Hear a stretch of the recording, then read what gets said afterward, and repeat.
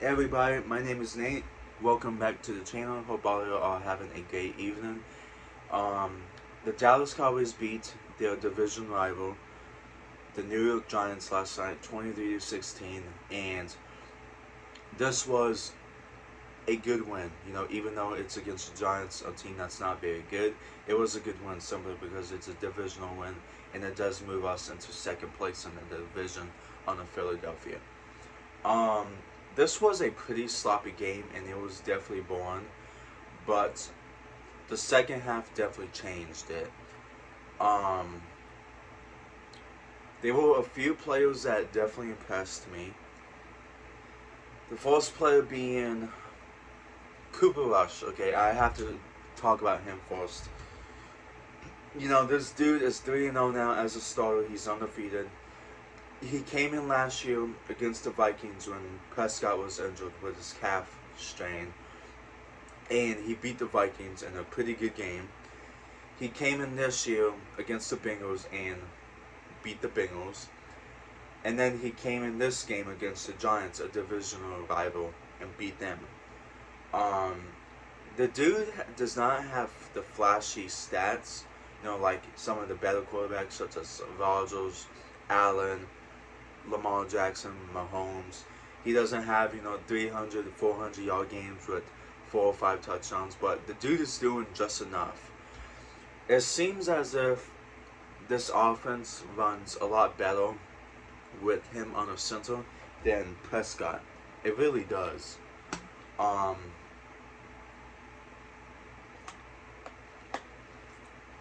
it seems as if Kellen Moore is calling better games with him on the center as well. Um, I am not sure how they're gonna deal with the whole quarterback controversy because now that people are seeing that Cooper Rush has been winning these games for Dallas and the fact that he's 3-0 as Dallas starter, it's starting to cause them some controversy. Um, People are thinking about if Cooper Rush should continue to be in the starter while Prescott sits out. I honestly don't know what to talk about, or I honestly don't know what to say to that. Um, we'll have to see how he plays against the Washington, which should be a good game as well. Washington is not doing very well. And then after that, we have the Rams, which should be a good test for him unless Prescott comes back that week. We're still saying he can. Um, Hope he doesn't because I feel like they need to keep him on the sideline, resting his thumb. I don't want them to rush him back because that's just stupid if they do. But anyways, he's been playing really good. This offense seems to run a lot smoother under him. And another thing is he just seems so poised and he's not panicky or anything.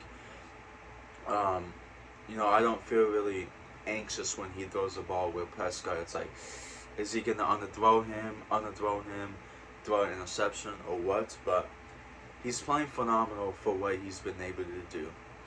Second player that impressed me was Tyler Smith. This dude needs to clean up his penalties, but he's been doing a pretty solid job. Um, I really didn't know what to think when we drafted him because I heard he was a penalty machine, and I was like, oh shit. We're adding a dude who gets constant penalties along to a team that gets constant penalties. Um, but he's been playing pretty solid minus the penalties. He had a few really good run blocks last night. Um, Same with Jason Peters. The dude is a veteran. He definitely showed out last night, especially on that one Tony Pollard 46-yard play out was where Peters got in front of the charge. He led the team, led the running back, I should say, and just absolutely bulldozed into a Giants defender, and that let Pollard run free. Great game by him for what he did. He was on a limited snap count, but good play. Donovan Wilson has been an absolute stud, and Jalen Costa's absence. Um, he had a sack last night. He had a quarterback pressure. I think he had a few quarterback pressures. He had tackle for losses. The dude is playing phenomenal with Jalen, of course, out. I hope he keeps it up. He definitely has a lot of potential, and we're seeing it. Um,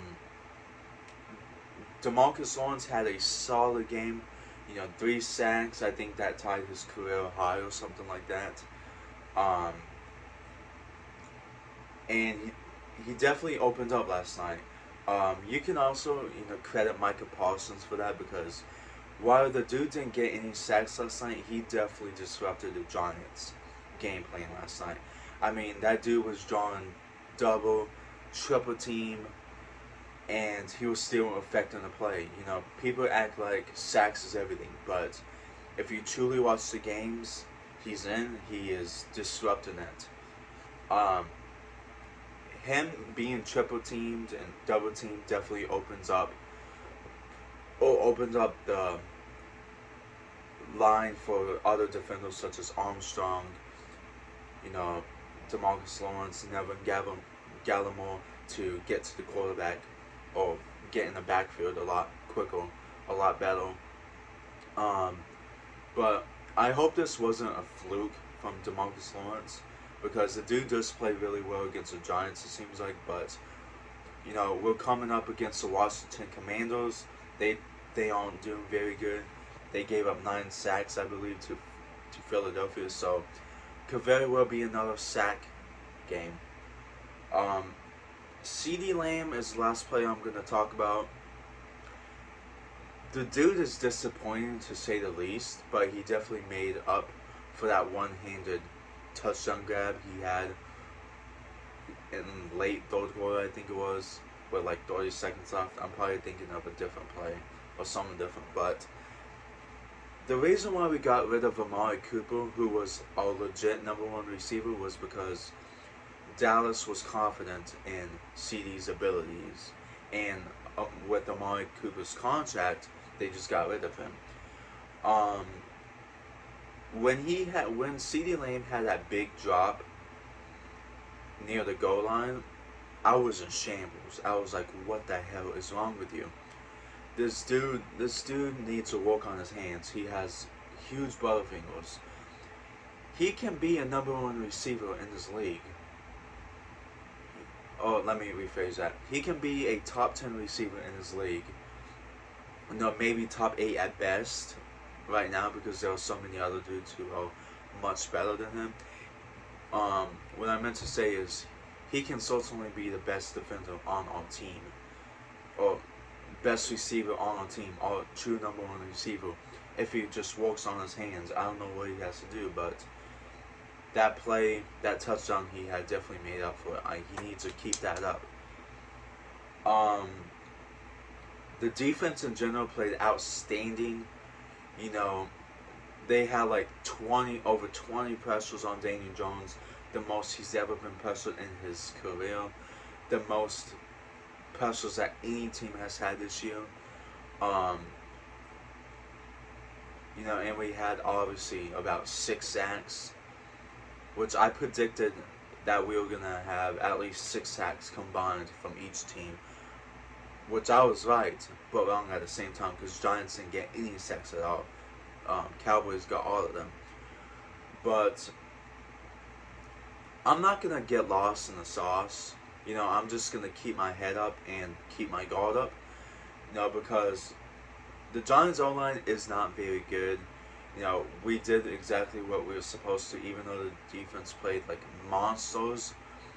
The Giants' O-line isn't very good. The Bengals' O-line wasn't very good, and the Bucs' O-line was definitely injured.